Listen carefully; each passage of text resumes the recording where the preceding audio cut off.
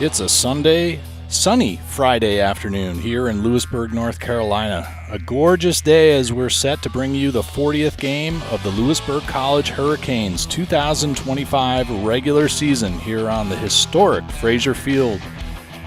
Louisburg College hosting Southwest Virginia Community College for a 3-game homestand set beginning this Friday afternoon with doubleheader action coming to you live from behind the backstop on the Louisburg Sports Network via YouTube. Good afternoon, everyone, and welcome once again to Hurricanes Baseball on the Louisburg Sports Network with Caden Lasley. I'm Bill Martone. Wednesday afternoon, the Hurricanes won their 4th midweek matchup against the Wake Tech Eagles in a 10-2 victory, further solidifying their second-place position in the D2 West standings in Region 10 of the NJCAA, with just 7 games remaining in the regular season.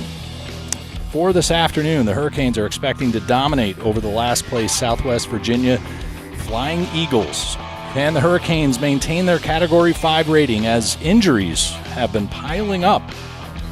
Stay tuned to find out right here on the Louisburg Sports Network after the break.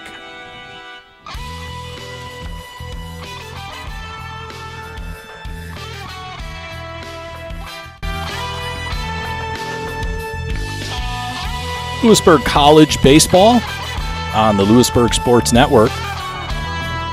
Brought to you in part by Murphy Farm Hay and Feed, feeding farms, families, and the community for over 40 years. And Mangum Insurance Agency, products and service for each and every situation. Offices in Coates and Dunn. And Johnny's Barbecue, specializing in authentic Eastern North Carolina whole hog barbecue.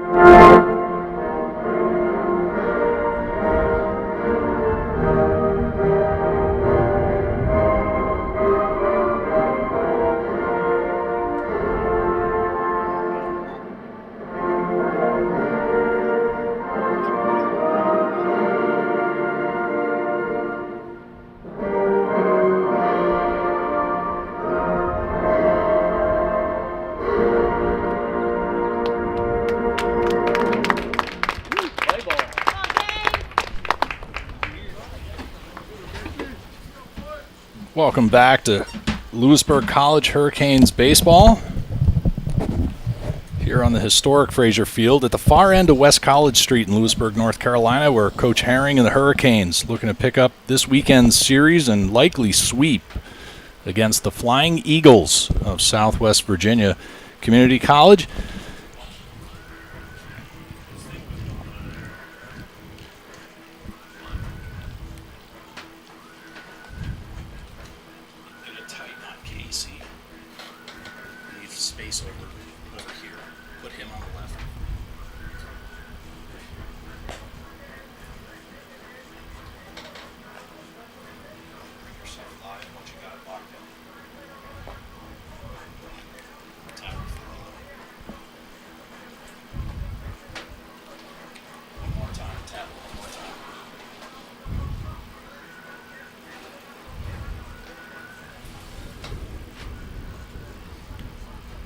Starting pitcher for your Louisburg College Hurricanes, the ace right-hander, Casey Colbreth. A little bit of a typo on our graphic. We'll have to talk to the front office. A sophomore right-handed pitcher out of Midway High School, Winthrop commit, has pitched 52 innings with a 1.56 ERA and 59 strikeouts, 16 of those looking.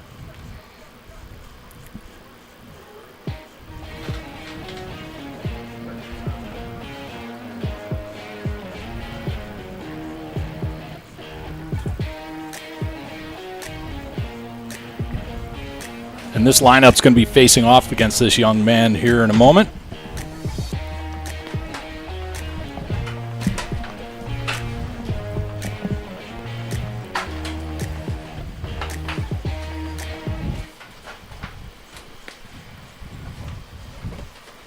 And the first two pitches from Colbreth, very uncharacteristically outside the strike zone.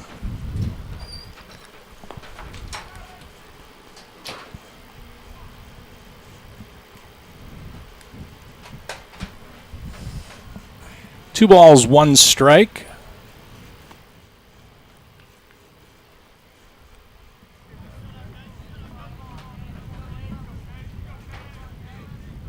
Leadoff batter is Kason McInnes, the left fielder for the Flying Eagles.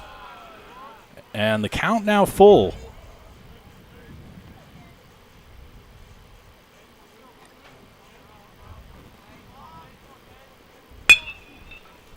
Hard hit left side, backhanded by the shortstop. Hasn't been out on the field in game play for a bit. Defense for your Louisburg Hurricanes. Green, Kreiner, and Labello across the outfield. Shadle, Slawinski, Cusick, and Dunn on the infield from third to first. And catching, receiving for Casey Colbreth, Jake Modrak.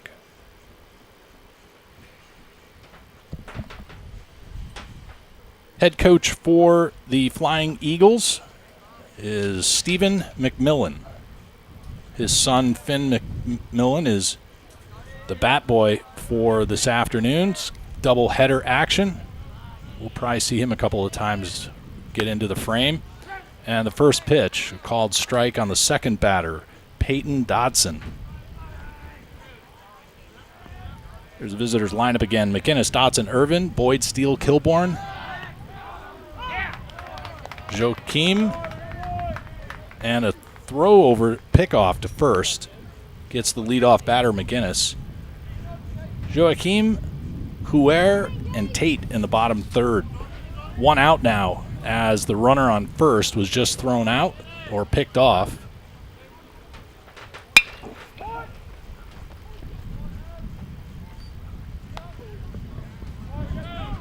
Six-3.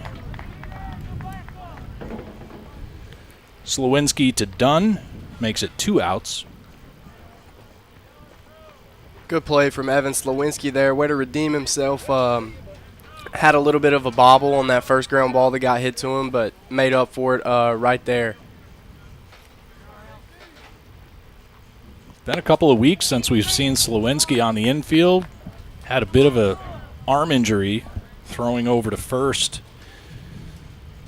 It seems like he has been cleared for play now which is a good sign, as the injuries, as mentioned in the opening monologue, the injuries have been piling up as the second half of the season has been taking place. The 0-2 on the third batter, Graham Irvin, first baseman. Irvin batting .212. Colin Cusick, backhanded and across to first, and that's 3.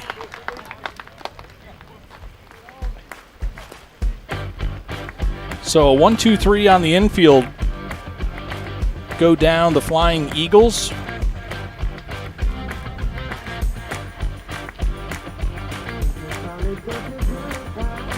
And the lineup for your Louisburg College Hurricanes, leading off right fielder Nick Lobello, followed by James Green, Evan Slawinski, Kenny Shadle, Jace Dunn, Anthony Jones, Jake Modrak, Steven Kreiner, and last but not least, Colin Cusick. So some familiar faces back in the lineup and on the field defensively for your Louisburg College Hurricanes. As mentioned, some injuries that have been piling up, now kind of coming to fruition or healing. And they'll be facing off against this young man, Braden Dilday for the Flying Eagles.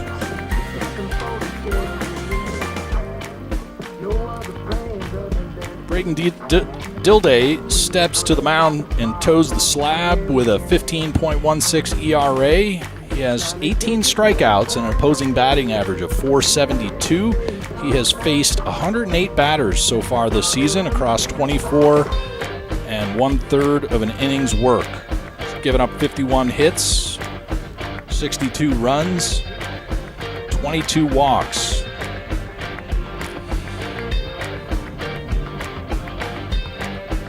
So the Flying Eagles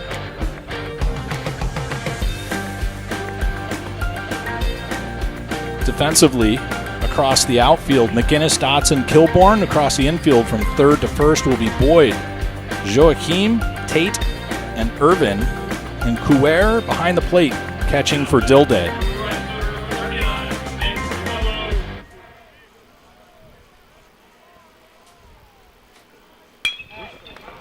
First pitch, grounder to Joachim.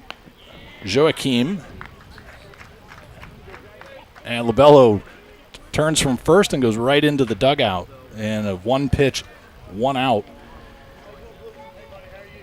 6-3.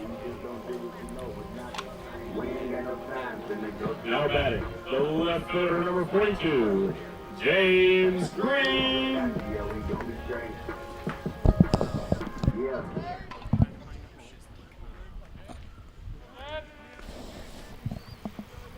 James Green stepping in for the first time this afternoon.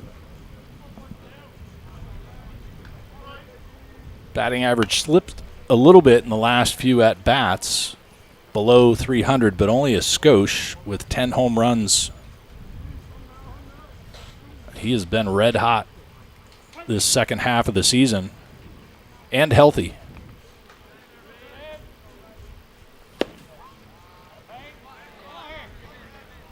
2 balls, 1 strike on the second batter for the Hurricanes. Leadoff batter, Nick Lobello, grounded out to the shortstop. James Green going to be patient at the plate here and not swing at anything out of the zone.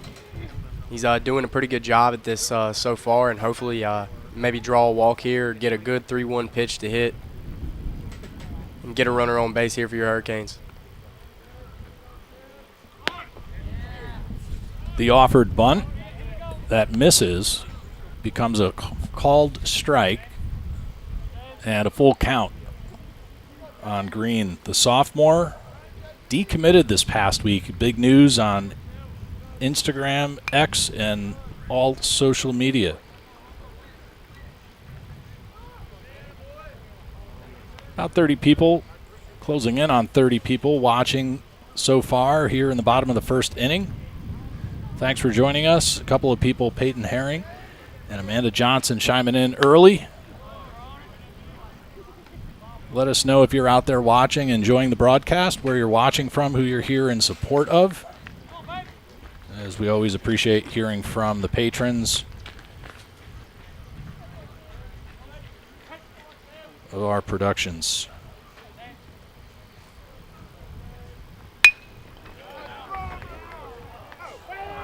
Slap just fouled down the left field line.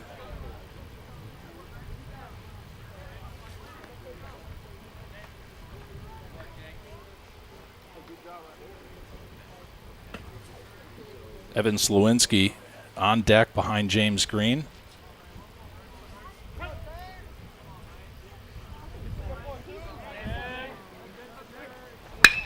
Hard hit, right field. Straight away to Ben Kilborn. Two away.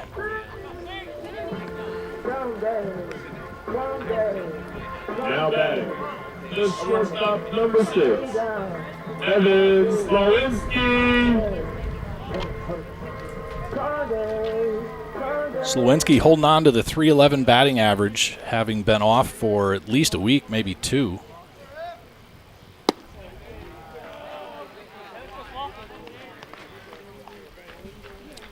And so far, Braden Dilday kind of being effective as the starting pitcher, even though his ERA is up quite a bit higher. Breaking ball in the second offering, just a little bit wide. Our home plate umpire, Brian Kurdziolik.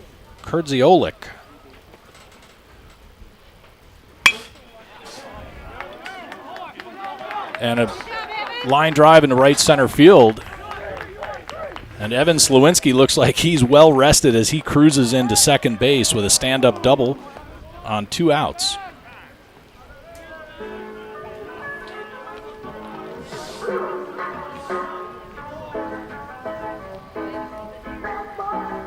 And now batting, the third baseman, number 30,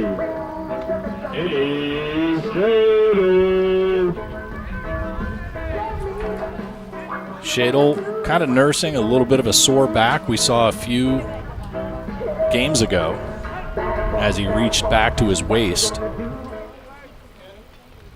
Has been a few games since he's put one out of the park.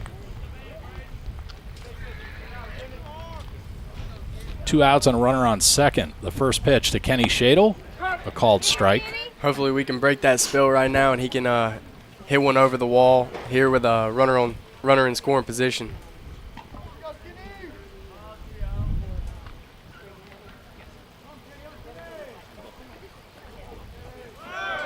Runner goes, and defensive indifference gives Evan Slewinski a stolen base in the first inning.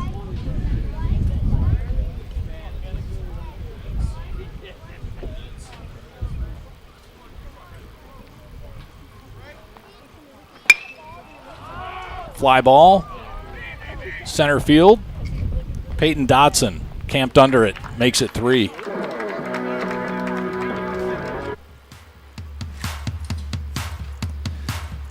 One hit, one left on. At the end of 1, a 0-0 score.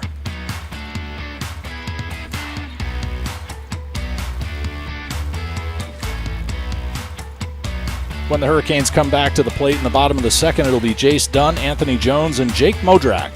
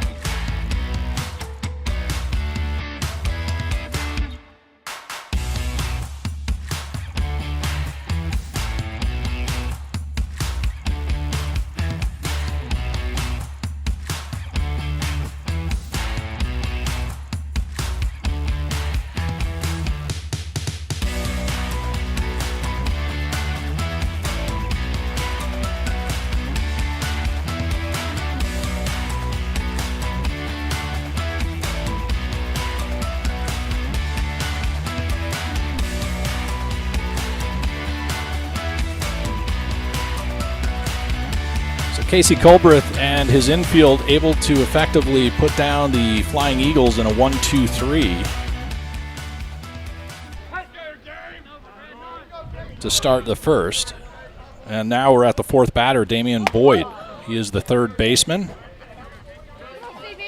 And he takes a first pitch out of the strike zone from Casey Colbreth. Boyd with a .333 batting average, has a .435 on-base percentage with .417 slugging. Has recorded 24 hits. And he looks at the third pitch, a called strike.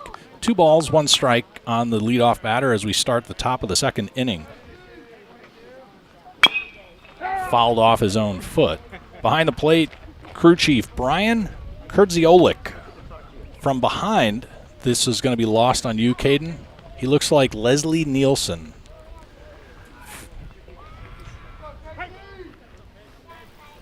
Yeah, I have absolutely no clue who that is.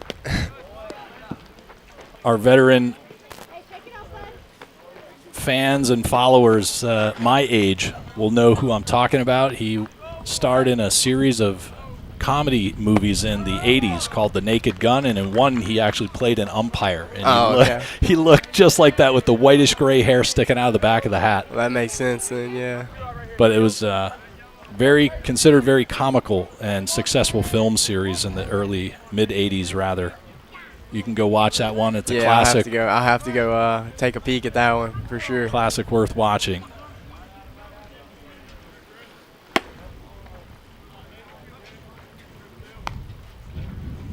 Boyd reaches on a walk. And Chris Steele, the designated hitter.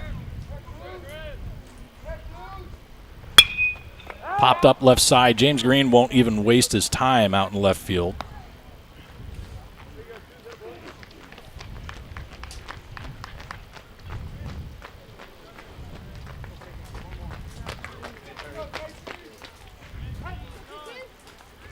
Sounds like one of us is breathing on the mic, but it's actually our field microphone that's picking up little gusts of wind. Yeah. Grounder.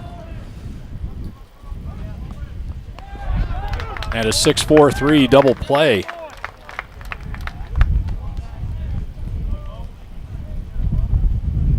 Makes it 2 outs. Evan Slawinski at short.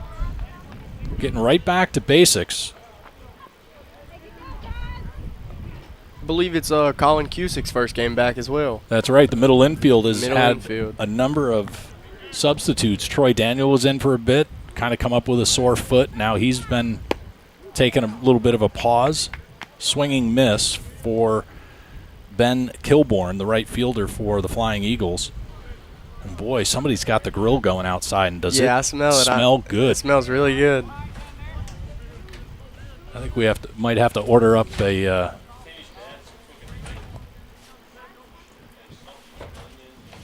yeah, it smells like peppers and onions.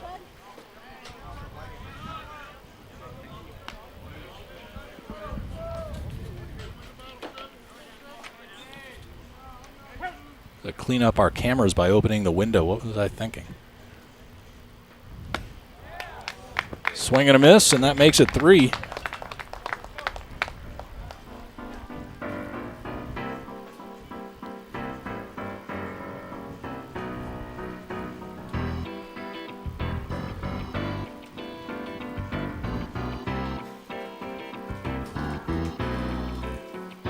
Joaquim, Cuellar, and Tate will be due up for the Flying Eagles when they come back to the plate in the top of the 3rd inning.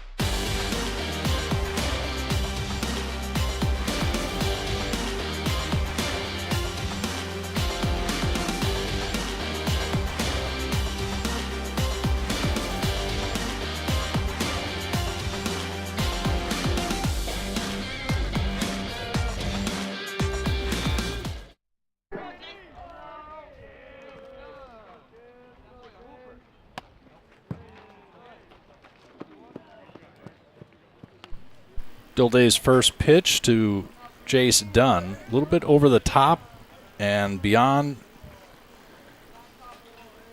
Cuellar's catcher's glove.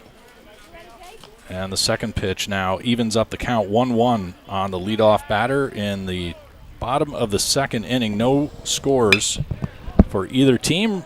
Fly ball right field.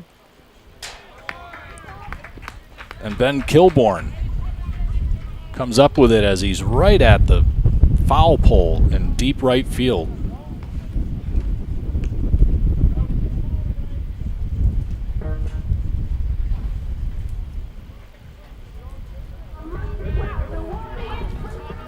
Now batting, designated hitter number 10, Anthony Jones.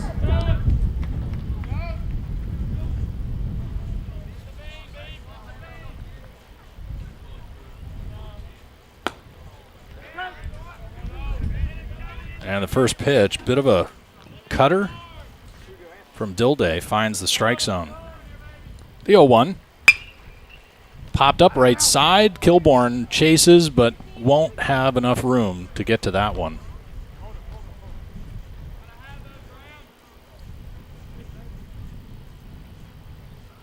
Still sitting at around 30, low 30s for the live stream. We were up to 106, 109 at one point yesterday. That was pretty exciting to see that much traffic coming through YouTube. And another foul ball, an 0-2 count now on the second batter, Anthony Jones, the DH. Jones with the start, midweek start this past Wednesday against Wake Tech, and he whiffs at an off-speed breaking ball to make it 2 outs.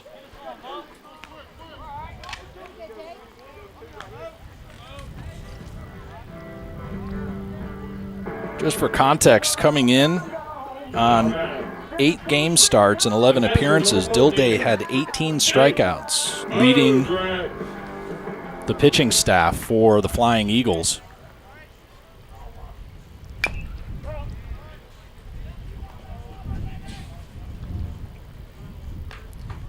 Yet the opposing batting average at .472. So far he has been holding it together, but maybe with distance he'll start to fade and give up hits.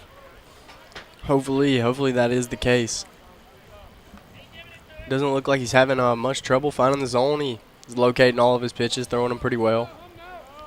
Had a chance before the game start to chat with one of the players in the dugout. They came in last night. And a ground ball on the left side. Damian Boyd to Graham Irvin makes it 3.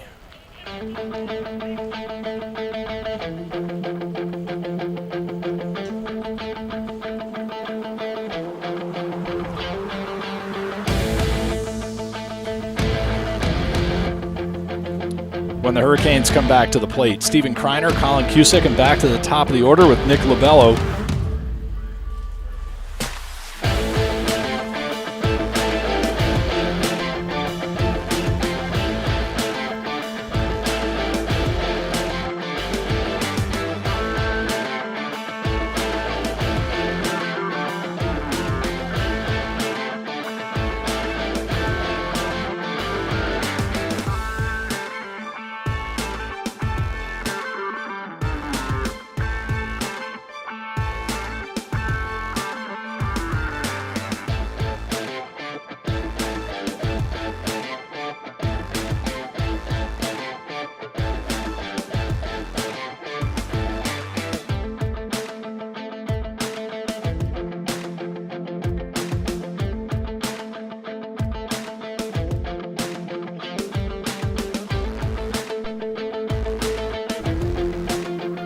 Coming back to live action as we're starting the top of the third inning with no score. There's only been 3 runners between both teams on 13 batters total in the game so far that have reached base. Kaysen McGinnis with a walk to start the game, as well as Damon Boyd then to start the second, and a lone hit, a double from Evan Slowinski. He ended up getting stranded in the bottom of the first inning. Couple of good swings from the Hurricanes so far, but Just haven't found any grass besides the one double from Evans Lewinsky in the top of the first, in the bottom of the first. And very uncharacteristic for Casey Colbreth, he has started off a number of batters with a ball, but he did end the second with a swinging strikeout of Ben Kilborn. So this is Kensley Joachim, the shortstop out of Canada.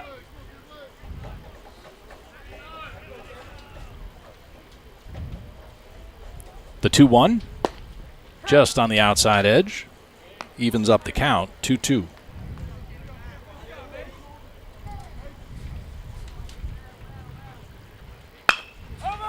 Ground ball, Jace Dunn takes it himself unassisted for an out to start the top of the third inning.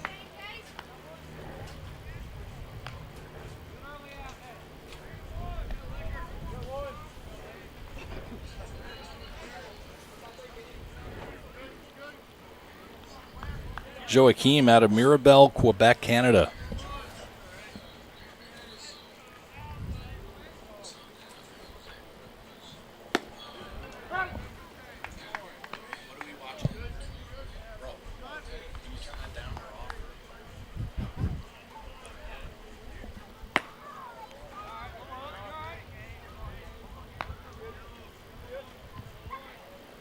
One ball, one strike, one out, and the second batter is Gabe Cuellar.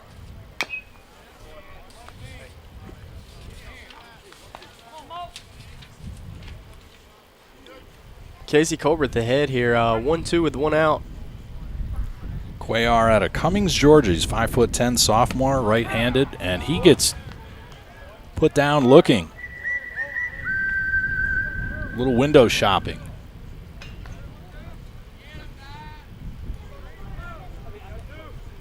Colton Tate, he is the second baseman and the bottom of the order. He's out of Shady Springs, West Virginia, 5'8" sophomore and middle infielder. Swing and a miss.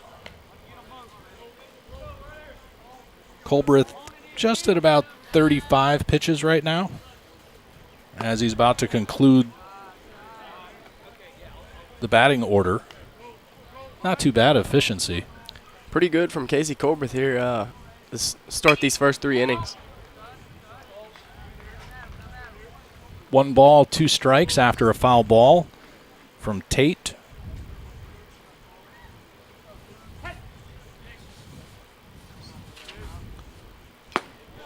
And a foul tip into the glove.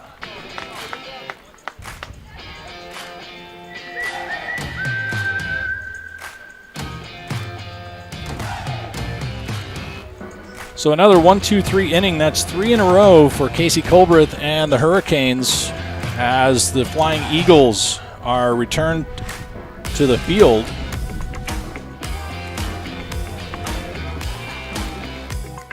And Stephen Kreiner will lead off for your Louisburg College Hurricanes here momentarily as we're about to move to the bottom of the third at the historic Frazier Field on the campus of Louisburg College.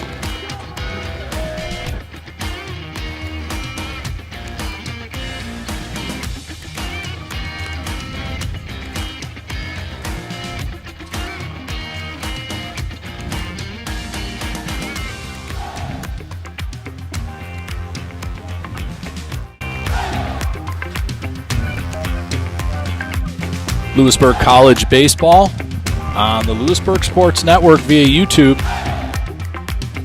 Coming to you all season long on behalf of Murphy Farm Hay and Feed, farms, families, and the community for 40 years, as well as Mangum Insurance Agency with products and service for every occasion, and Johnny's Barbecue, specializing in Eastern North Carolina, whole hog barbecue right here in Louisburg, North Carolina. I've yet to get a plate from Johnny's. Waiting for the Grubhub, delivery. I've been here almost half a year and still have yet to eat Johnny's Barbecue. Been just about everywhere else, just have not been to Johnny's Barbecue. What are we missing?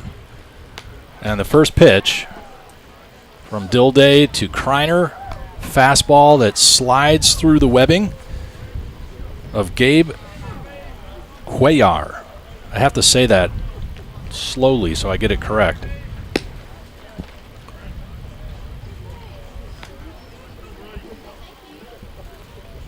Two balls, no strikes on the leadoff batter as we start the bottom of the third inning.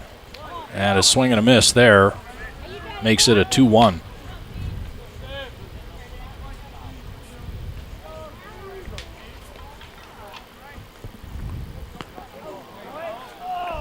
We have some representation from the Lawrences in the live stream as Steven Kreiner is going to get hit by a pitch. We saw a lot of that on Wednesday night.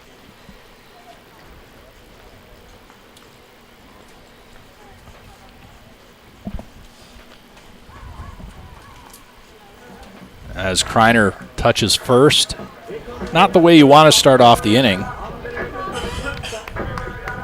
Now batting, the second baseman, number 1, Colin Cusick. Bottom of the order. We'll get it right here eventually. There we go. You're going too quick. We have a new work-study student on the camera switcher. Actually, we have new equipment, and it's just baffling us as the first pitch.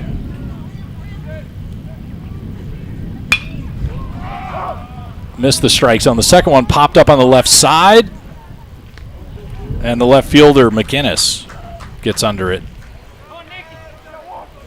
Yeah, we're not getting our camera switching to operate the way we expect, so apologies for those of you who might feel a little motion sickness. I guess we should have a disclaimer at the beginning of the broadcast that says, you know, this content may cause nausea.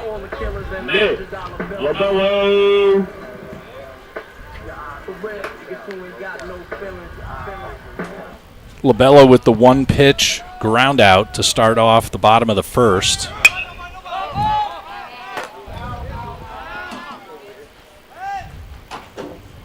And Cuellar runs out of room before the foul ball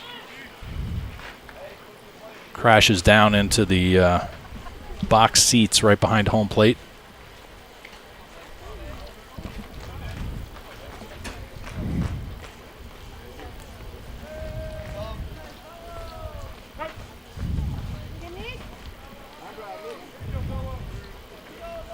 Kreiner still at first, and he crawls back on his hands and knees. We just missed it. But I think Dilday is going to get charged with a stepping off. There's a limited number. Now the pickoff.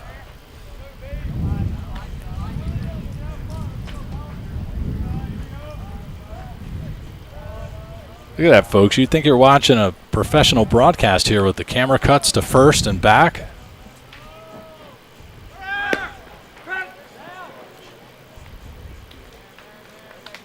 And a strike. Called on the next offering to Nick Labello, 0-2, as Kreiner picks up a stolen base.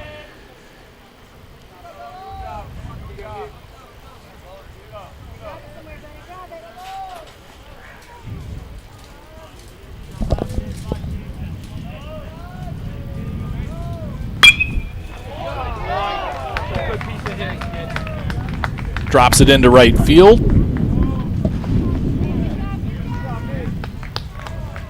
And a single gets Kreiner down to third for Labello.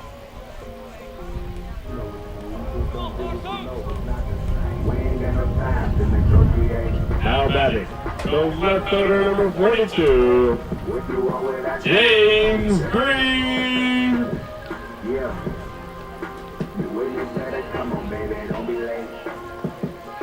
Green lined out to the right fielder, Kilborn, as the second batter in the bottom of the first inning. He's got runners first and third with one out. Hit and run action. lined into center field, and now LaBello's going to have to get on a horse and back to first as Kreiner will score. So a little bit of a decoy play by LaBello frees up Kreiner to tag up and score. Little sacrifice fly from James Green right there. That'll give him an RBI and won't count against his batting average. And it's a run on the scoreboard there, so it's a win-win for everybody besides the Flying Eagles. Slawinski with the stand-up double to start the first hit of the day for the Hurricanes. And the throw over to first, not in time. Dilday so quick, even our camera switcher missed it.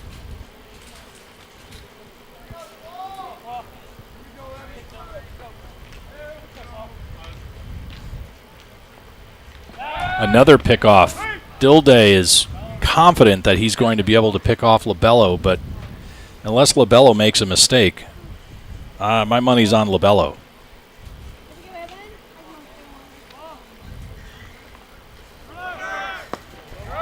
Inside breaking ball on Slawinski, and LaBello gets a good jump on Dilday, and he makes it to first, or second rather, after singling. LaBello going to pick up a stolen base there and put a runner in scoring position for Evan Slawinski.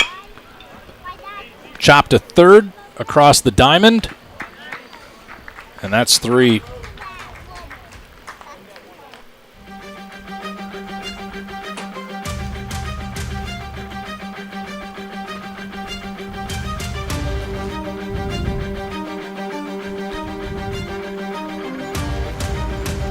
One left on after 3. No runs, 1 run scored rather. Apologies. And the Hurricanes strike first in the bottom of the 3rd inning. Shadle, Dunn, and Jones when the Hurricanes come back to the plate in the bottom of the 4th. But right now, for the Flying Eagles, it'll be back to the top of the lineup with McGinnis, Dotson, and Irvin.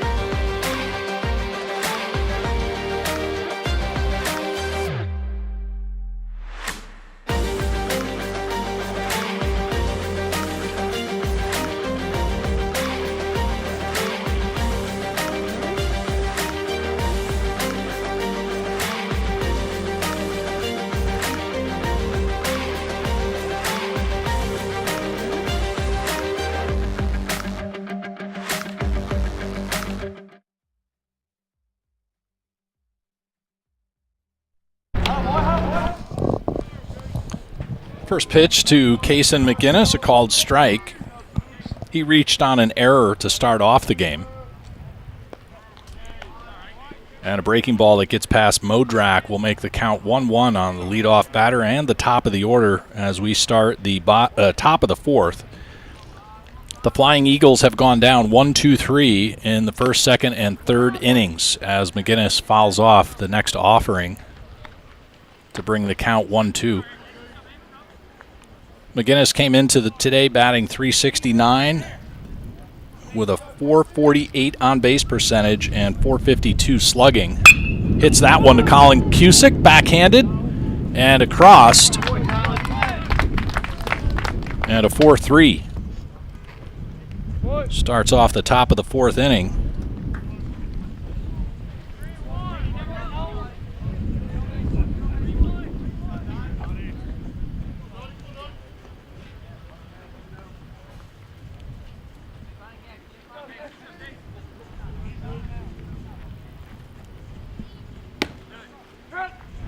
Very nice breaking ball from Colbreth. Too many C's out there. And Peyton Dotson looks out a called strike. He swings at the next one. And again, Cusick to Jace Dunn.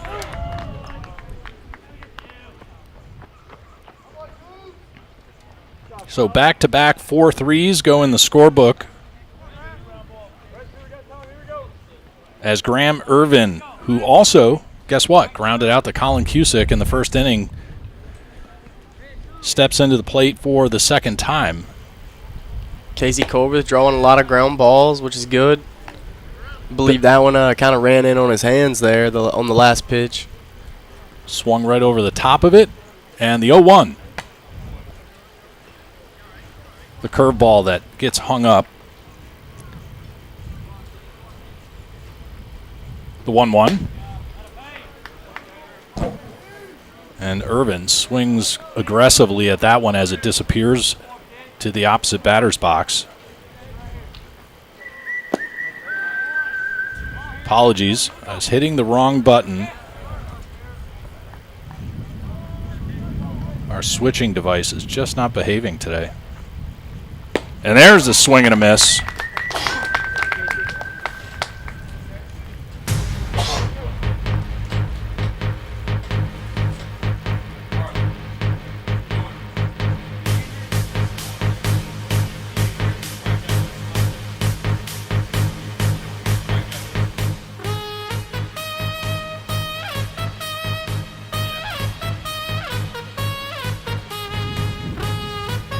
Another 1-2-3 inning, 4 of them back to back to back. If that's the right number. As Colbreth is looking quite dominating. 3 strikeouts across 4 innings and a bunch of ground balls, which is exactly what you want to put in the books. Caden Lasley, myself, Bill Martone, we're bringing you Louisburg College Hurricanes baseball this season on the Louisburg Sports Network via YouTube. We are broadcasting the 40th game of the season here from the historic Frazier Field at the far end of West College Street in Louisburg, North Carolina. Just a gorgeous day at Frazier Field, mid-70s, supposed to top out in the low 80s if we're lucky. Humidity said it was high, but it doesn't feel that way. It's just gorgeous and comfortable. Yeah, it feels amazing outside today.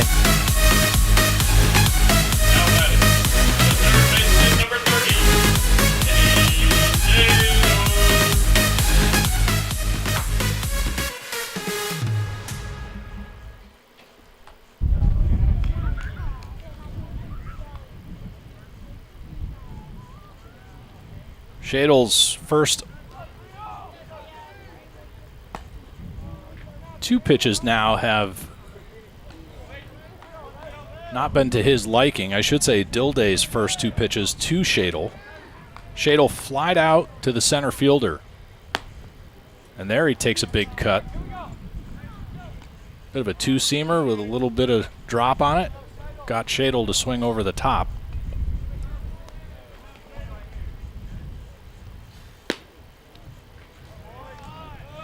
Breaking ball, miss on the outer half. Going to bring the count to 3-1. A hitter's count for Kenny Shadle. And that one over the top of the helmet. Fortunately, it did not hit him. And Shadle starts off the bottom of the 4th for the Hurricanes with a walk.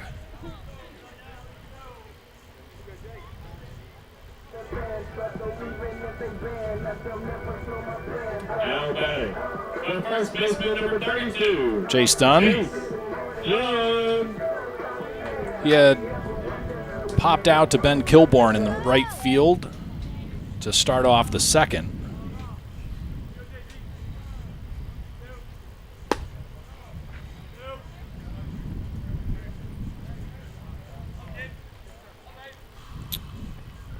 And it looks like head coach Stephen McMillan is going to come out to talk with Dilday. Dilday is at 41 pitches.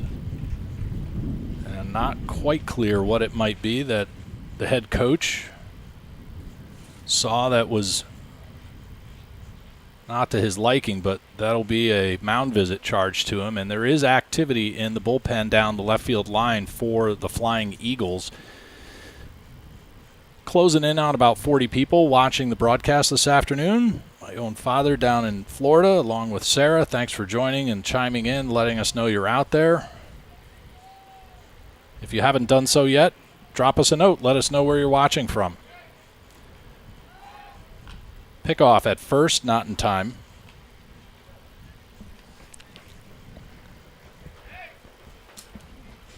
Shadle down on first after drawing a walk. Dilday on the mound. He deals, and Jace Dunn fouls that one under the feet of assistant coach Bryce Myers, who's got the third base coaching duties this season.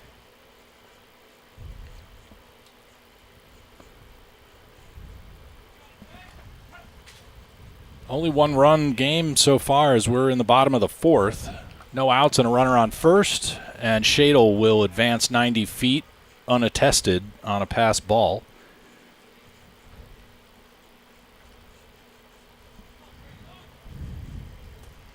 And Dunn now steps back in with a 2-1 count. No outs and a runner in scoring position on second base.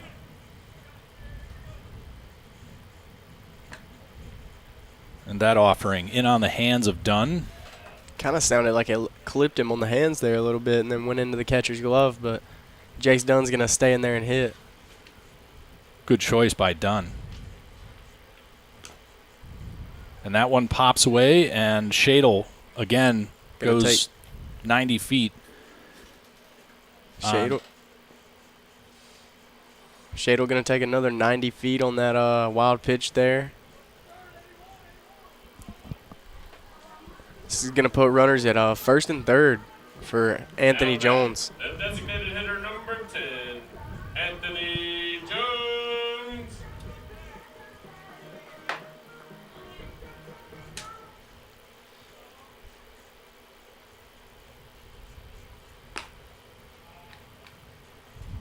And the first pitch to Jones misses. No outs, first and third. We're in the bottom of the fourth inning with a one-run game. It's not exactly how the Flying Eagles games have been going. A lot of high scores. I'm not trying to rub it in. They have not won a game yet. Hard hit left field. And a line out to the left fielder, but Shadle will tag and score, and that makes it a two-run game now in favor of your Louisburg College Hurricanes. Going to be an RBI sac fly for Anthony Jones, and that's going to bring in Kenny Shadle to put the second run up on the board for your Hurricanes. Jace Dunn held at first. He did not tag on the throw. And Jake Modrak now, the seventh batter.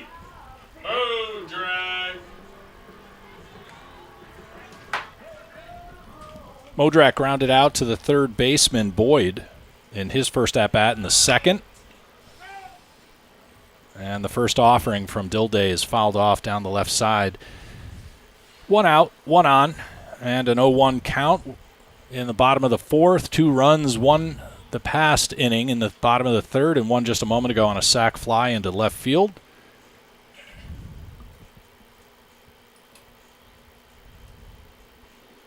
Some representation on behalf of Peyton Dotson. Thanks for joining. And a ground ball on the left side and across to first. And he gets him.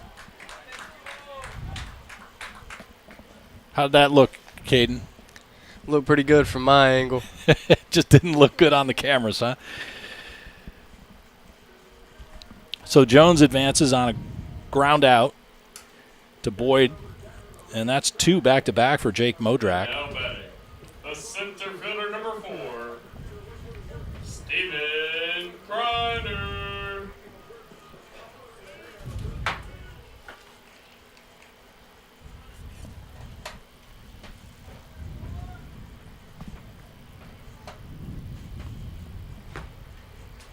Kreiner starts off with a swing and a miss. He got hit by a pitch in his first plate appearance in the third inning and then stole a few bases and eventually scored the first run.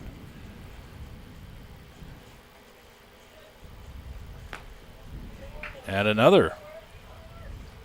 So Dilday, again, has a really not very impressive ERA, but he's somewhat effective. Doing fairly well against this Hurricanes lineup so far throughout the order, second time around.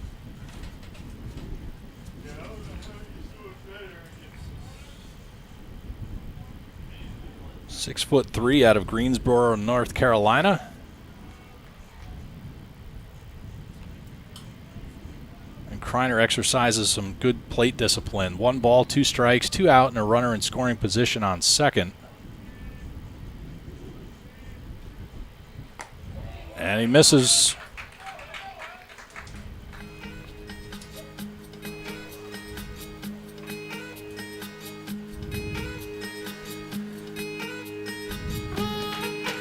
Colin Cusack was left on deck. He'll come back to the plate in the bottom of the 5th, followed by Nick Lobello and James Green. But right now for the Flying Eagles, Southwest Virginia Community College baseball team will be Damian Boyd, Chris Steele, and Ben Kilborn.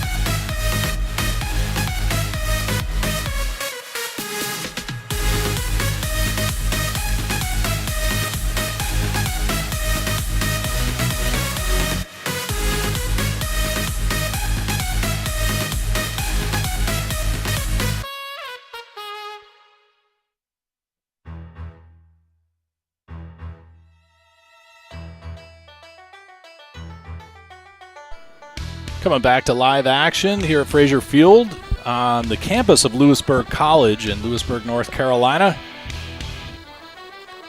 A couple tough breaks for your Hurricanes. Anthony Jones had a pretty hard hit line drive to the left fielder, and it was just caught for an RBI. But just hard hit balls, just finding trouble finding the grass here. So hopefully the luck turns around here for the Hurricanes, and we can put up a couple crooked numbers these next couple innings.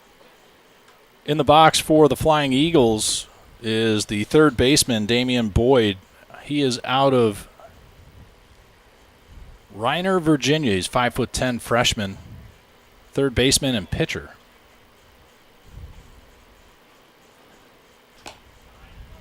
Colbrith reels back, lets one loose, but it flies away, high and away from the right-handed batter.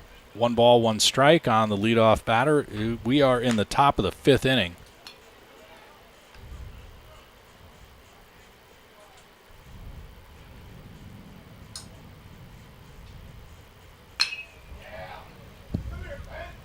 Fly ball.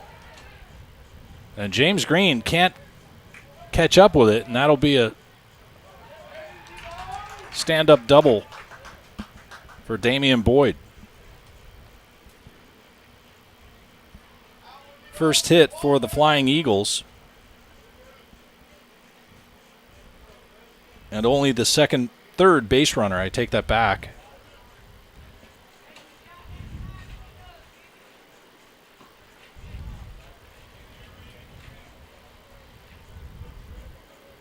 Chris Steele, the DH, grounded into a double play, and that one, though, is going to go through the infield. And Kreiner comes up throwing hard to Jace Dunn just to the side of the pitcher's mound. And a first and third with no outs. First scoring opportunity for the Flying Eagles.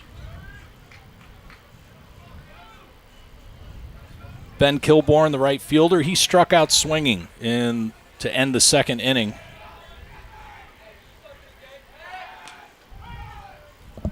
The pickoff to first, not in time. Colbrith, no stranger to the pickoff.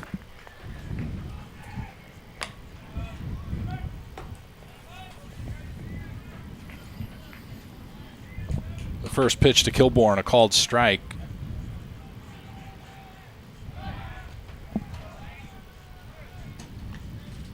Pickoff not in time.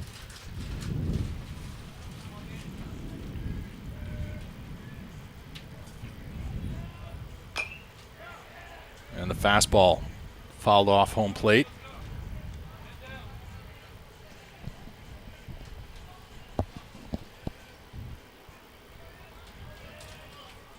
Kilborn at the plate. Joachim on deck. And the 0-2 pitch is not going to happen because we had another pickoff attempt over at first. Chris Steele at first, Damian Boyd at third. He started the inning with a stand-up double, followed by Chris Steele's single up the middle, and that fouled off out of play. So an 0-2 count. Kilborn a little bit on the ropes, count-wise. Probably got about 50 people that have come in to watch the game live and in person. Decent crowd on a Friday afternoon. The schedule was moved up by 1 day in observation of Easter.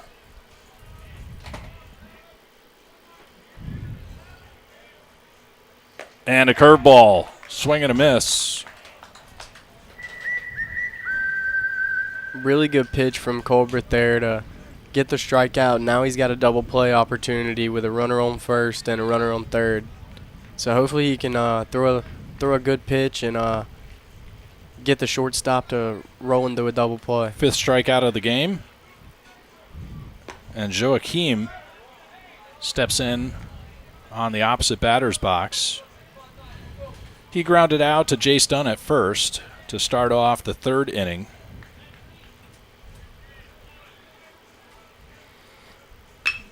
Lined right to the second baseman. And a 4-6, and not going to be the 3 as one run scores. So a fielder's choice.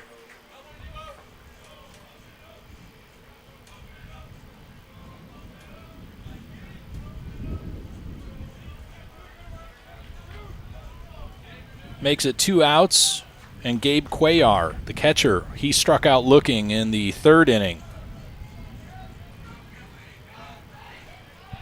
A pickoff, not in time. You know, with Colbreth's height and length, his width of arm span and everything, he actually is super quick on the pickoffs. I mean, you would think all of that length would make you kind of slow and hard to get release on the ball, but he releases super fast on the motion. Very quick and sneaky. Fly ball, Nick Labello. Can of corn in right field.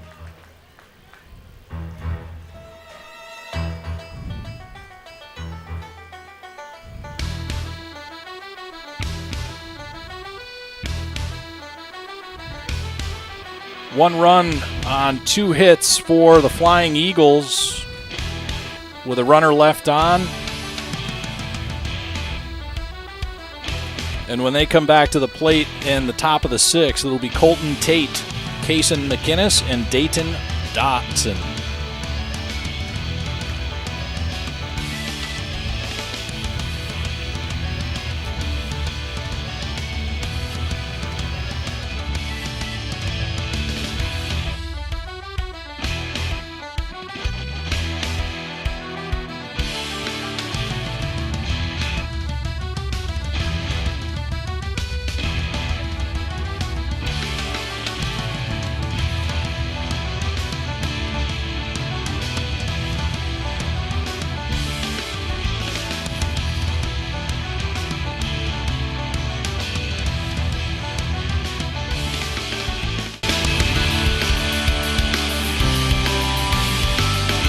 Caton, we would be remiss if we didn't remind our viewing audience that the Louisburg College Hurricanes baseball on the Louisburg Sports Network is being brought to them all season long by Murphy Farm Hay and Feed, as well as Mangum Insurance Agency, and last but not least, the Johnny's Barbecue, specializing in Eastern North Carolina whole hog barbecue.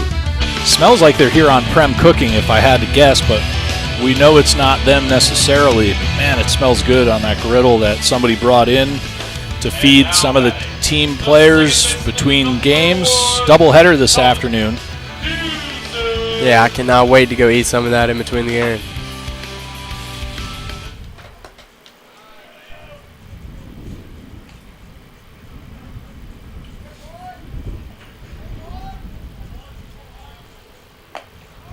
And the first two pitches to the leadoff batter, Colin Cusick. He's at the bottom of the order, but starting off the inning from Dilday have not made the strike zone, but there he finds the inside. 2 balls, 1 strike to start off the bottom of the 5th inning.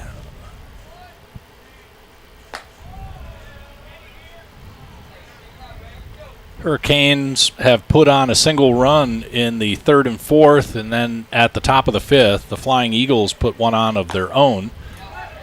And now Cusick watches himself getting to a full count.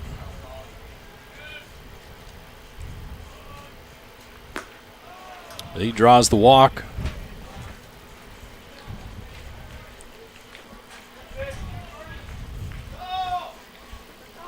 Top of the batting order for the Hurricanes, Nick Labello grounded out to the shortstop, followed by a single and a stolen base before he got stranded on first. Number 39, Nick Labello.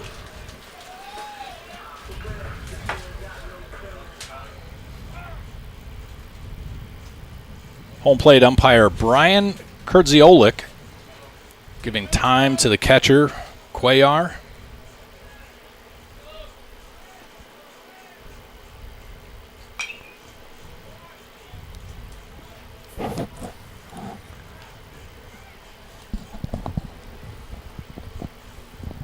Some new faces and names at the top of the lineup for the Hurricanes the last few games, as some injuries have forced Coach Blake Herring to make some necessary changes. Back, though, in the lineup this afternoon is Evan Slowinski and Colin Cusick.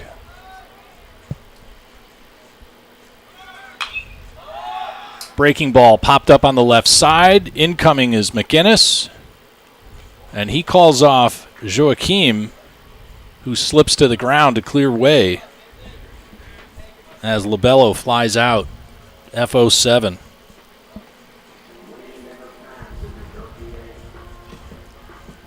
Now batting, the left fielder, number 42, James Green. 1 out, 1 on as James Green steps into the far side of the batter's box area. Lined out to right field and then sac fly to score the first run.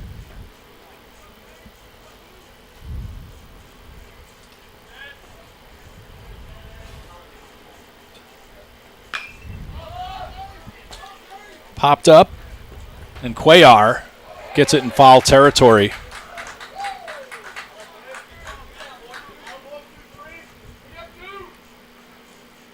The old FO2 in the book.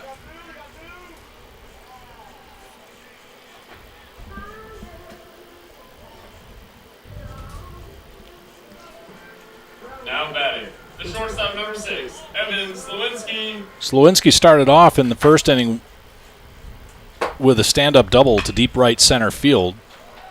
And this one, pop fly into center field, and under it is Dodson.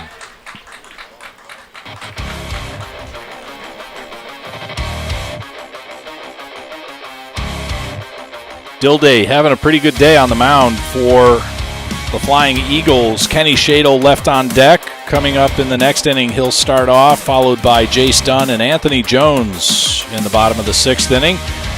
But coming into the plate for the Flying Eagles will be Colton Tate. Kason McGinnis and Peyton Dotson.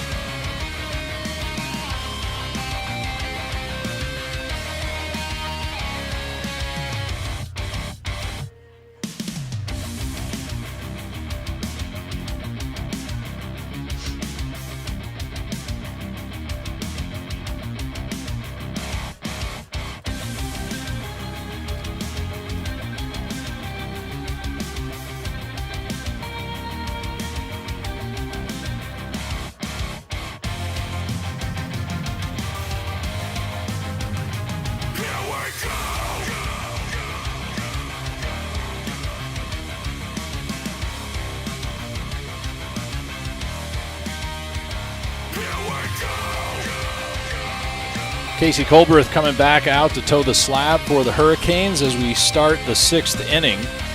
He's had 61 pitches, 42 strikes against 17 batters. His 5 strikeouts, a walk, 2 hits and a run, and you would think that should be sufficient productivity out of the ace right-hander to have a comfortable lead. But it's only a 1-run game, 2-1.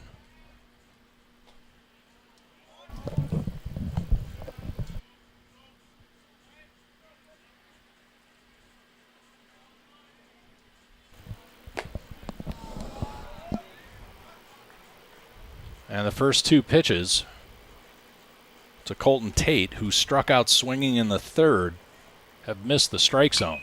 And that fastball is fouled off. 2 balls, 1 strike on the leadoff batter, but bottom of the order.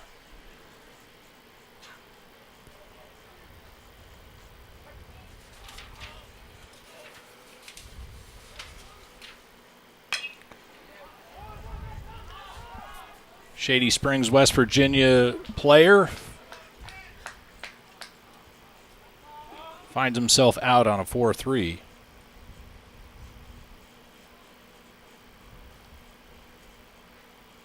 And back to the top of the order with Kason McGinnis.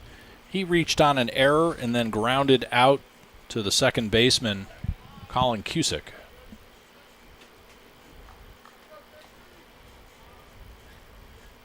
McGinnis out of St. Augustine, Florida.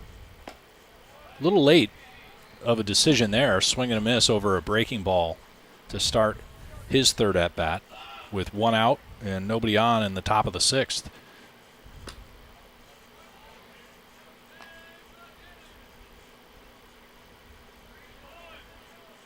Cat seems to have the tongue of Caden Lasley as the 1-1 finds the strike zone.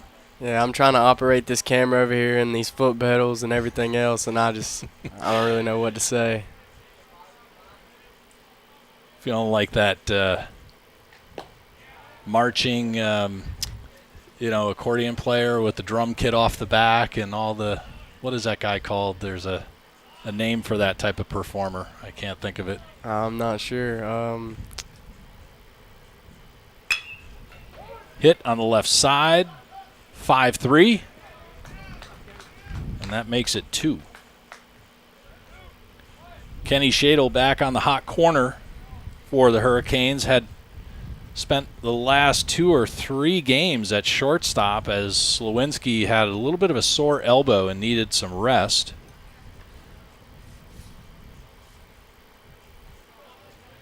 And the left-handed swinging Peyton Dotson grounded out twice.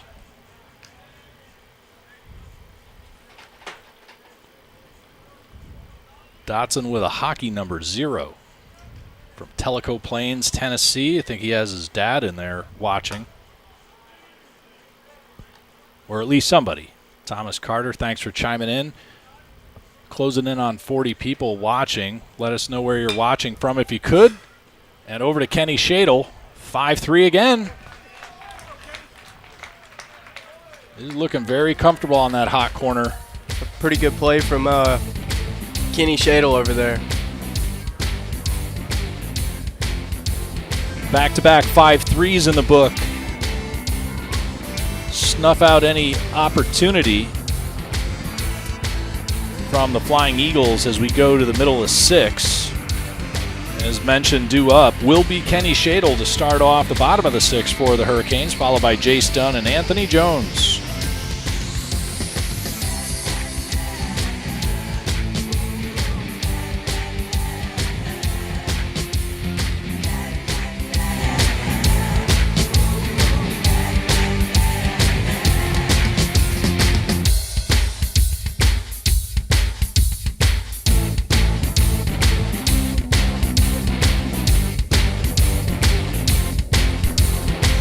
Here's what the D2 West standings look like as of this morning, with the Catawba Valley Red Hawks at 8:15, followed by the Louisburg College Hurricanes at 6:52. So depending on how this weekend goes, I hate to get ahead of us, I don't want to jinx the Hurricanes, but depending how this three-game set goes, followed by a midweek, well, two more midweeks, and next weekend against Guilford Tech here at Frazier Field. Should be interesting to see.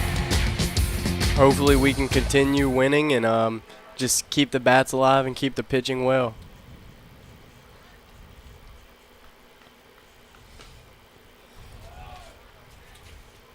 Shadle stepping in for the third time. Flied out to center and walked. Eventually ended up scoring. That was in the fourth inning.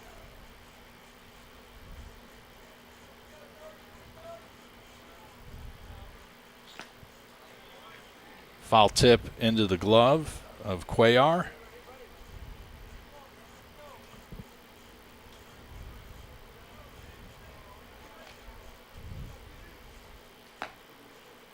Check swing called strike. 2-2 on the leadoff batter. Probably going to see another one of those considering the type of batter he is. Goes back to the fastball, it looked like.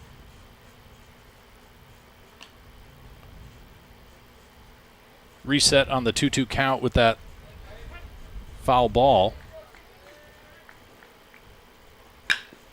Lined into left field. On the run was McGinnis, and he comes up with it. It's a couple hard hit balls out there to left field, just been caught by the left fielder McGinnis.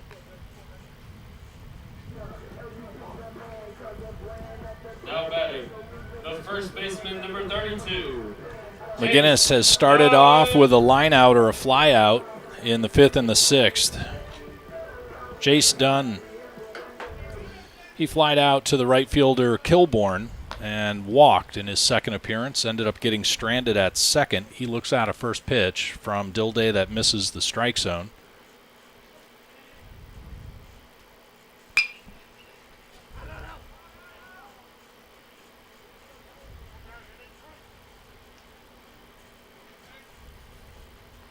Dunn just over the 300 mark, coming into this afternoon's game one of a doubleheader.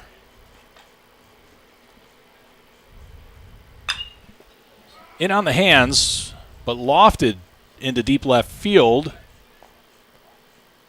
And looks like it goes over the fence, but just foul out of play. So McGinnis had a line on it. He was tracking it and went all the way into foul territory on the warning track, but the ball actually disappeared over the fence. Just in front of the pine trees, we saw Kenny Shadle put one over those pine trees, somewhere in the range of 75 to 100 feet, and he cleared them in deep left field. They're out of frame here in the picture, but let me tell you, it's a long ways. They're not saplings. They're some tall, mature pine trees, and that ball went a long way. The next pitch evens up the count 2-2 with one out and nobody on for Jace Dunn.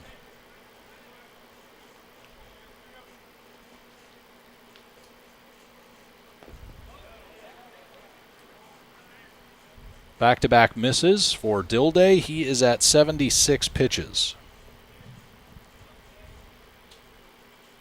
And Dunn is 0 for 1. A fly out and a walk. He's looking to get something started for the Hurricanes. The full count. Swung on and out of play into the river behind the clubhouse. So the clubhouse is named the Billy Godwin Clubhouse. Caden, what's the story there? You want to share that with the viewing audience? I'm pretty sure he coached. He was the coach before Coach Aaron got here. He was the coach after Russ Frazier, I assume. Dunn draws the walk. Now batting, the designated hitter number 10, Anthony Jones. Jones just over 230 with 5 home runs and 24 RBIs. Struck out and sack fly so far in the game. And a line out to the first baseman is a double play to end the inning.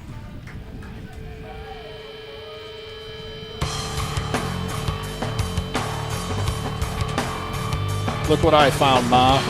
Just standing right there, and on a hit and run, Jace Dunn was already halfway down the base path and became the victim of a double play ball.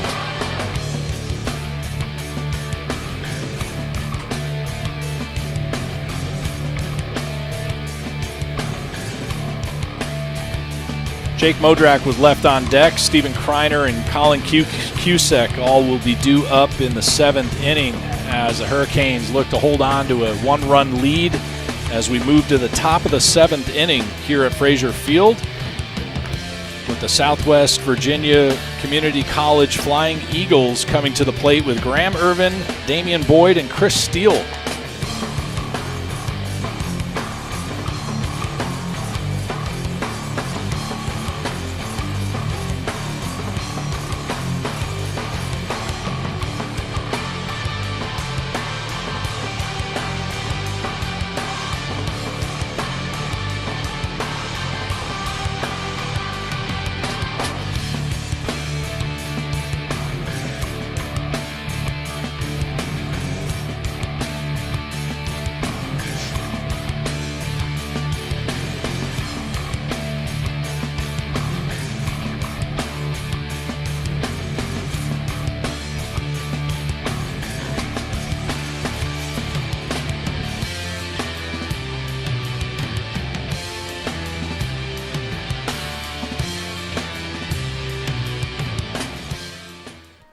Graham Irvin, the first baseman who had an unassisted double play a moment ago, steps in.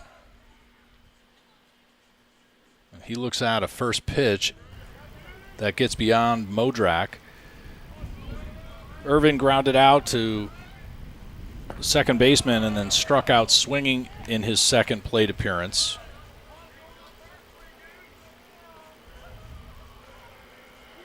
Colbreth started the inning with 75 pitches, 1 hop to Colin Cusick, and a 4-3. Retires Graham Irvin for the second time today as we start the top of the 7th inning. No activity in the bullpen for the Hurricanes, would presume. Coach Herring expects to see Casey Colbreth make it through this 7th inning.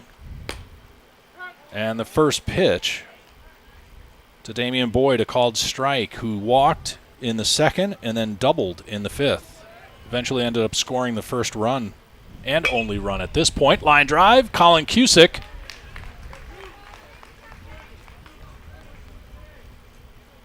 So Cusick now back-to-back action. Makes it 2 outs on only a handful of pitches. Pretty good from Colin Cusick over there. He's had a bunch of action over there at second base tonight. 2 out and nobody on as Chris Steele steps in. He grounded into a double play in the second and singled in the 5th, but then ended up caught up in a fielder's choice.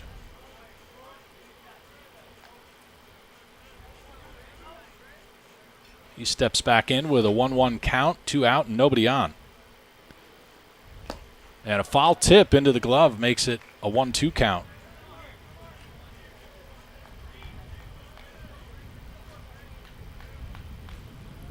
Just about 50 people watching, and a swing and a miss. Great pitch from Colbert there to retire the last batter of the inning.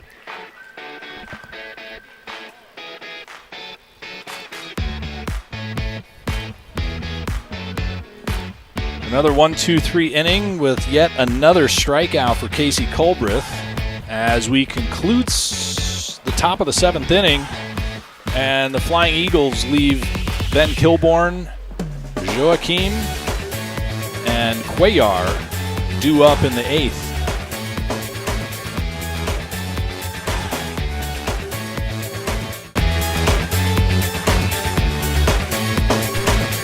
Don't go anywhere just yet as we're watching Louisburg College baseball on the Louisburg Sports Network via YouTube.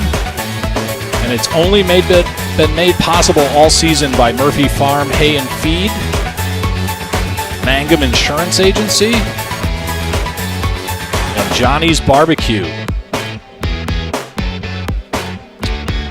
Let them know if you end up frequenting their businesses that you saw their ads right here watching Louisburg College baseball on the Louisburg Sports Network. 50 people watching this afternoon. This is game 1 of a doubleheader. We will stop the stream and come back. There is a thumbnail already pre-scheduled for game 2.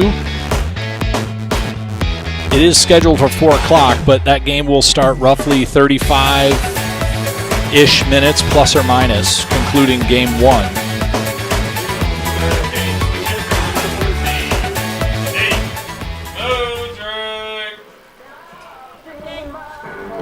So Jake Modrak stepping in.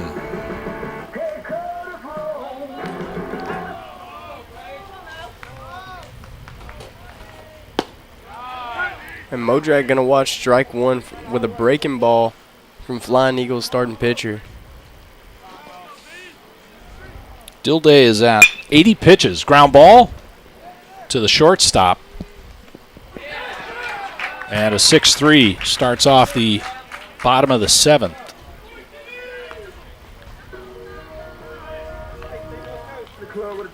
I really wonder, though, if we could go back and look at these other games, where were all these high-scoring games coming from against the Flying Eagles? Because defensively they've looked solid. Dilday has kept the Hurricanes off kilter with, soft ground balls and fly balls. They scored a run off of one of the best arms in Region 10, right? In Casey Colbreth. They've even carded 2 strikeouts, one against Jones and one against Kreiner. I mean, kind of a solid game from the Flying Eagles, and a 2-1 on the scoreboard as Kreiner fouls off the first offering. As mentioned, he struck out in his last at-bat, and in the 3rd inning, he started with a hit by pitch, a stolen base, and scored the first run of 2.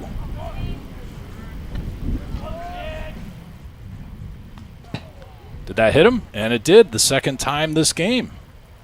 Seems Dilday and Kreiner have something going on.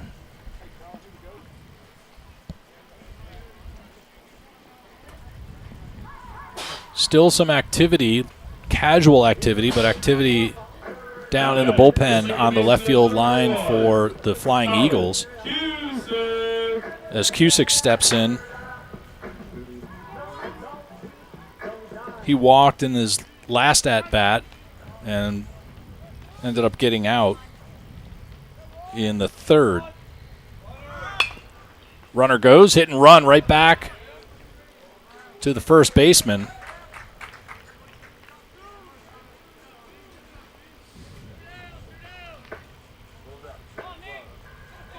Now batting, the leadoff and right fielder, number 39, Nick Labello.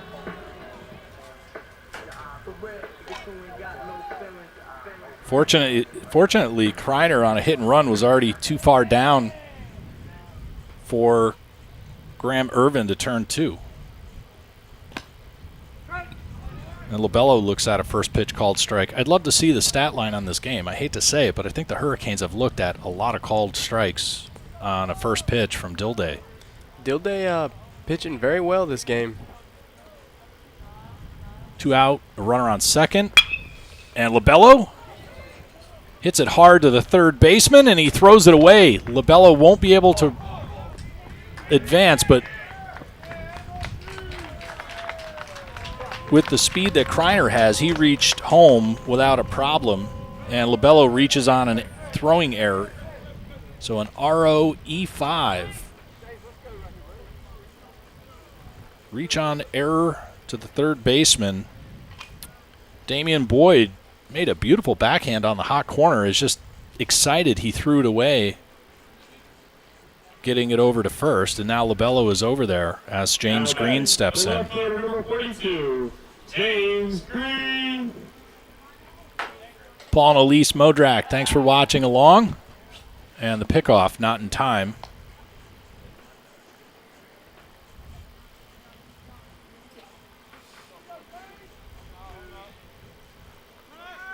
Runner goes. Labello is going to head down head first into second.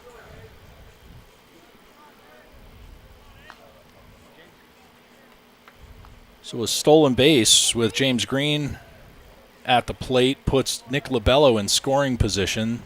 Two players for the Hurricanes, as Kreiner was behind them, that all have terrific 60 times and are scoring threats against any team. The 1-0, and Green swats that one out of play.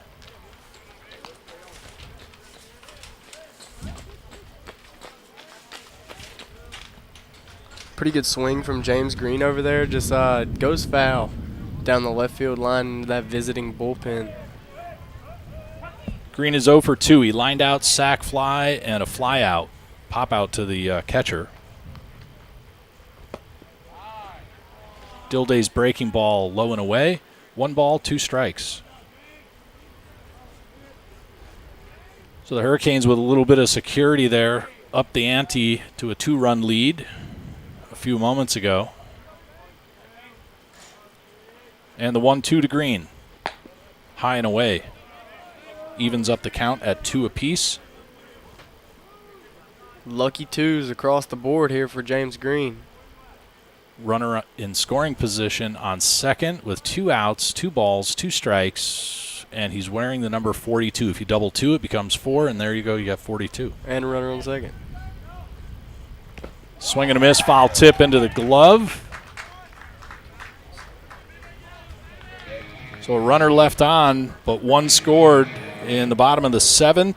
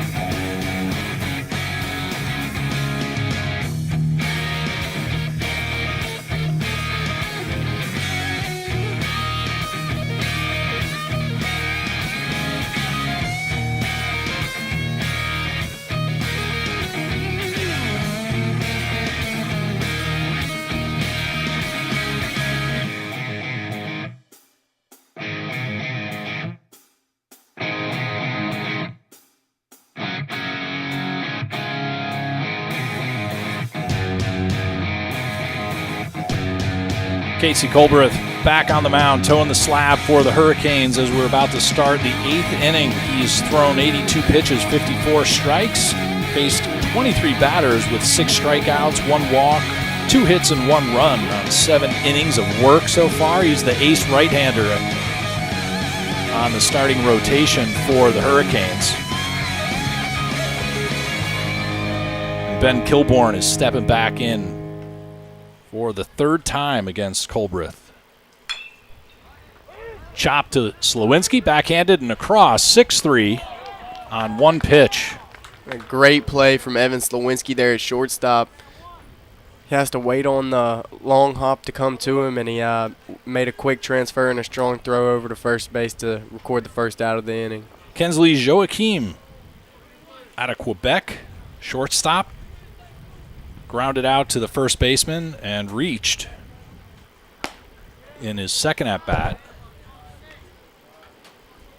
Looks at a first pitch from Casey Colbreth that doesn't quite find the strike zone. 1-0. And a check swing, a little bit of a sword. Tried to hold it back. Little halfway swing there. And Colbert's going to pick up strike one of that bat. Ground ball. Colin Cusick covers ground. And over. 4-3 on about 3 pitches. In total, have put 2 outs in the book and on the board with Gabe Cuellar, the catcher. He struck out looking in the 3rd and then got out in the 5th. And he's 0 for 2. He looks at a first pitch from Colbreth, a called strike. Colbreth's efficiency is very good today. A little bit of a cutter, swing and a miss. Is that a slider or a cutter? I don't know what it was. Glove side of the pitcher? Yeah, glove side. It looked very good. Colbert's definitely feeling a groove right now. 0-2 gets away from the catcher, Modrak, but it ricochets right back to him. Gotta like those. That would be good in a steal situation. Get that quick recovery and get it down there before the runner knew what happened. The 1-2. Foul into the batting cages on the right side. Pretty good pitch there from Colbreth. Tried to throw it in on his hands there, and he just kind of took it inside out and fouled it off. Stay alive for another pitch. Holding steady at 50 viewers as they see a fly ball into left field. James Green. And he comes up with it.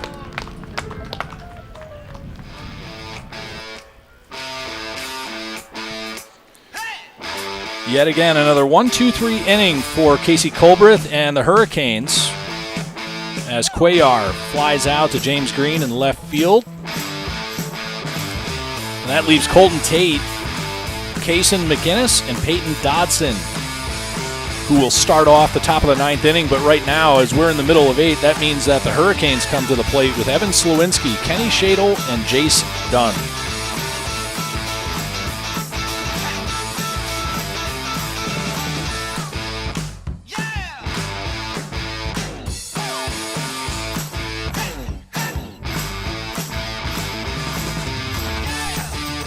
If you're wondering what the Hurricanes schedule looks like, for at least as much as my graphic can hold, Game 2, about 35, 40 minutes following the end of this Game 1 today, and then tomorrow, Saturday, Game 3, scheduled for a 1 o'clock Eastern start. And that'll conclude the 3-game homestand set between the Southwest Virginia Community College Flying Eagles and the Louisburg College Hurricanes. And then they move on to a midweek against, you want to take any guess, who? Wake Tech Community College Eagles. They're doing all 6 games this season on midweeks. That'll be Wednesday the 23rd at 3 o'clock at Ting Stadium. We'll see if we can't bring the show on the road again and bring you that game from Holly Springs. And then the following weekend, the 26th and 7th, we'll be hosting Guilford Tech Community College here at the historic Fraser Field. And there will be one more game after that, a midweek here at Fraser Field against Wake Tech.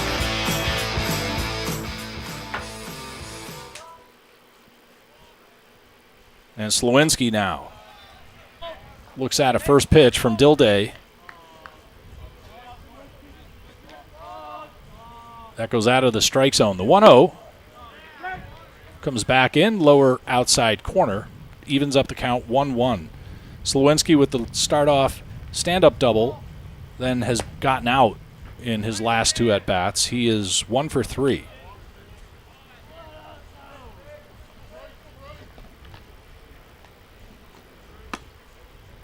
Two-1, high and away, but finds a corner, says crew chief and home plate umpire Brian Kurdziolik. Say that one 3 times fast. Hard hit, right to the second baseman. Across, and a 4-3.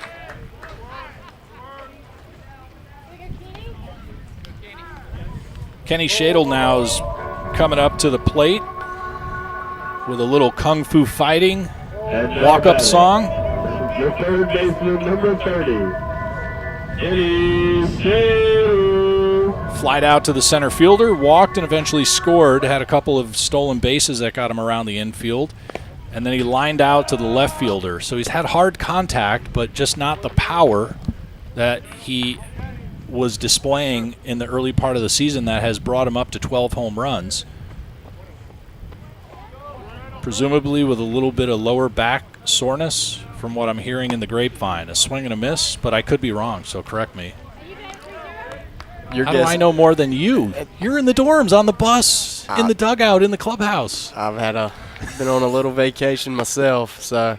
But I don't really know if anything's I'm just going on. There was a game ago or so. He stepped out of the box and was holding his lower left back like it was cramping up on him. I really should not keep promoting that. He probably feels fine. Yeah, I don't know. That's not like I've had any one-on-ones with him. Yeah, it's something we'll have to ask Shadle. 2 balls, 2 strikes, 1 out. And Dilday goes across the opposite batter's box. I'm going to bring it to full count here to Kenneth Shadle. Chase Dunn on deck. And a big swing and a miss by Shadle. He was looking for green space.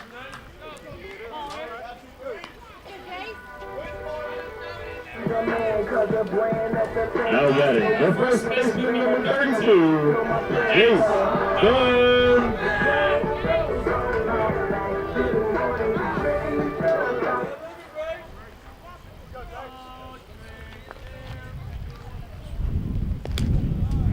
First offering from Dilday to Dunn. Bounces off the opposite batter's box and starts his 4th at-bat with a 1-0 count. Hard hit left side. That'll get past the third baseman. Boyd can't get to it, and McGinnis will have to get to it just before the bullpen. And Jace Dunn is going to be out. Tried to stretch a single into a double, but the throw from McGinnis to Tate at second was on the nose. And the Flying Eagles are feeling pumped as they only have 2 runs to catch up to the Hurricanes. Not what the Louisburg College Hurricanes fans want to hear, but that is reality. Pretty good barrel from Jace Dunn there. Just tries to stretch it into a double and gets thrown out at second, but Jace Dunn will pick up a single there. And Anthony Jones will be coming up in the 9th should the Flying Eagles do something spectacular here, as Casey Colbreth is going to look to go the distance through the top of the 9th inning. So Anthony Jones, Jake Modrak, and Steven Kreiner due up if needed for the Hurricanes. And then coming up for certain for the Flying Eagles are going to be Colton Tate, Kason McGinnis, and Peyton Dodson.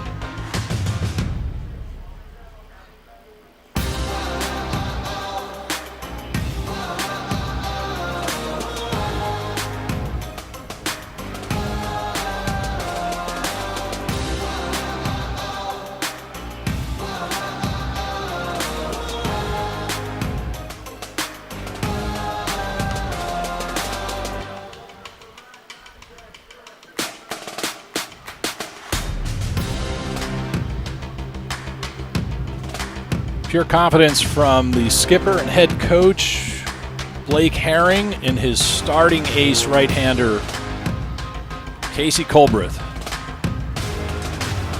He's going to start the 9th inning. This will be a full game.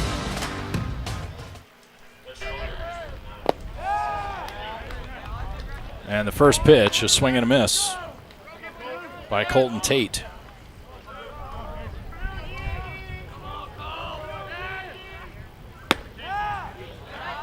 pretty good pitch from Colbert there. Misses just high is what my guess is going to be. It's going to even the count out at 1-1.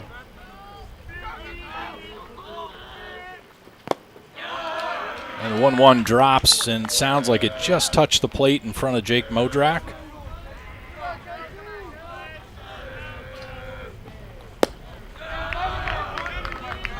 He might be trying to aim at this point.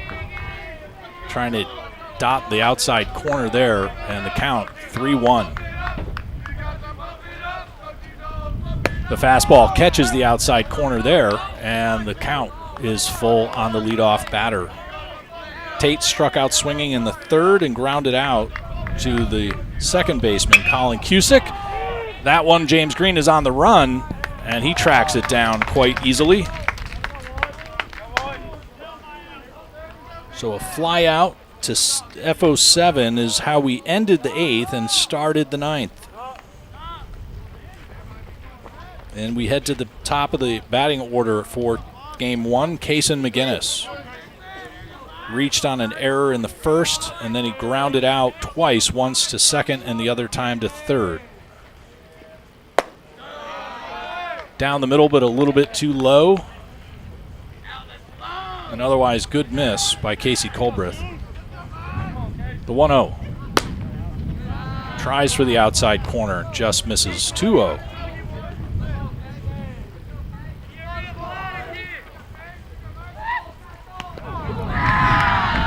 And a hit by pitch puts McGinnis on.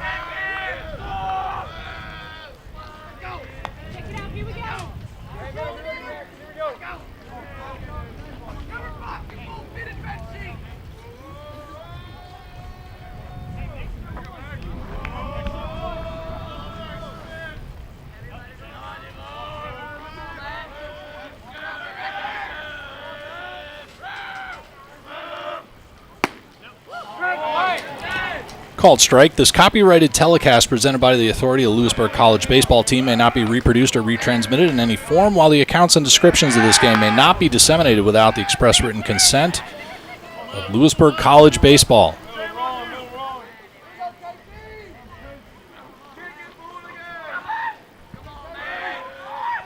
The 0-1 swung on, soft grounder. Shadle with the throw, and he gets him 5-3. So a fielder's choice will leave McGinnis on second. Terrific play by Shadle at the hot corner, coming in hard, charging to get the force at first. That was a little bit iffy if that was going to have enough speed to get to it, and then he scooped it up clean and got it over to Jace Dunn at second for the second out. And the first baseman, Graham Irvin, steps in. He's got 2 ground outs and a strikeout.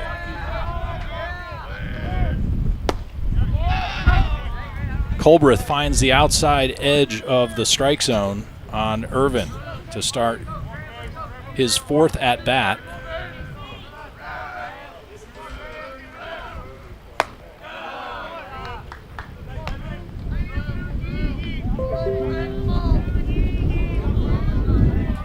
Colbreth now at 100 pitches. I'm going to say he's going the distance. What about you? Yeah, probably. No activity in the bullpen. Yeah, no activity in the bullpen. 2 outs. The count 2-1.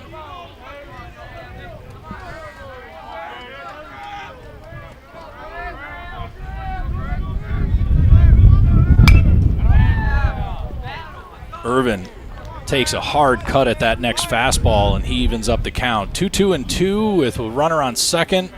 As we always say, 2s are wild. Does not want to be the last out of this ball game. Benjamin Ormond and Jacqueline Marlette, thanks for chiming in here late in the game, letting us know you're out there. The 2-2 to Irvin, down and in, and that'll fill up the count. Colbreth trying to be careful and strategic at the same time against the left-handed first baseman with a runner in scoring position.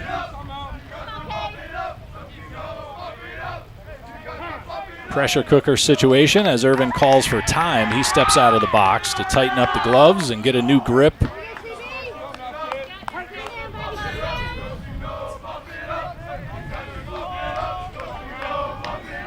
And the payoff pitch from Casey Colbreth. loses him to a walk. Irvin a little bit excited to get down to first. I'll be honest, I'm not sure if he was going to swing at that pitch.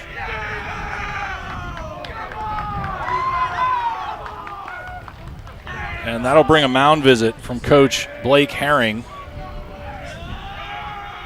And I don't think he has any intention of providing relief to the right-handed ace, as there is no activity in the bullpen. And honestly, you got 2 outs. Coach Aaron was going out there to take the ball from him himself because he was going to warm up and start throwing. Coach Herring, a graduate and alum of Campbell University, a pitcher himself. He knows the pressure cooker situation, and he understands and appreciates what this means to Colbreth, who wants to get the complete game. He wants to get the 3rd out. Coach Aaron can throw a changeup. That's for sure. Sounds like he's whiffed a couple folks in BP. He loves his changeup. Damian Boyd walked, doubled, and lined out. Line drive up the middle. That'll score 1 run. Kreiner comes up throwing, and he bobbles the ball. And now the throw to 3rd and cut off by Shadle. And it's a 1-run game.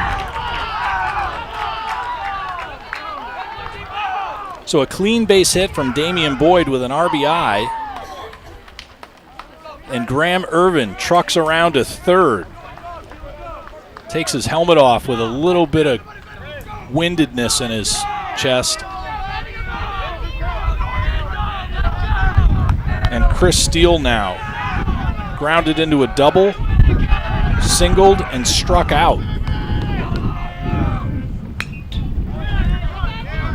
And a foul tip to start off his 4th trip. A 1-run game in the top of the 9th inning. Runners 1st and 3rd.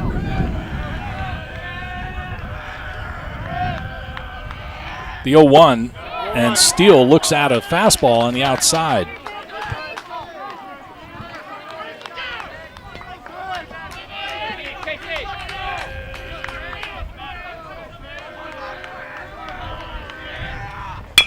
Hard hit, bounce to Colin Cusick, flips it for the force.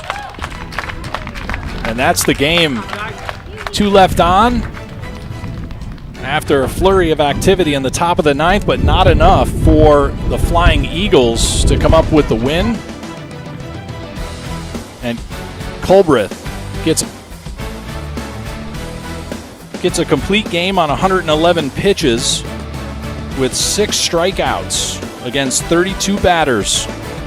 Gave up 2 walks, 3 hits, and 2 runs across 9 innings.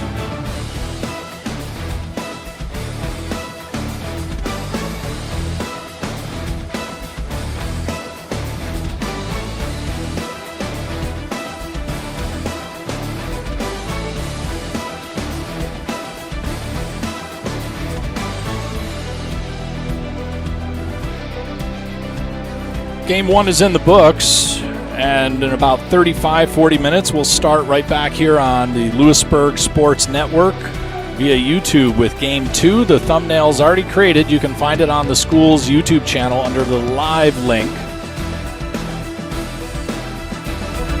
But for Coach Herring and the production crew of Jackson Bottoms, Ricky Cook, and Caden Lasley, I'm Bill Martone saying thanks for watching.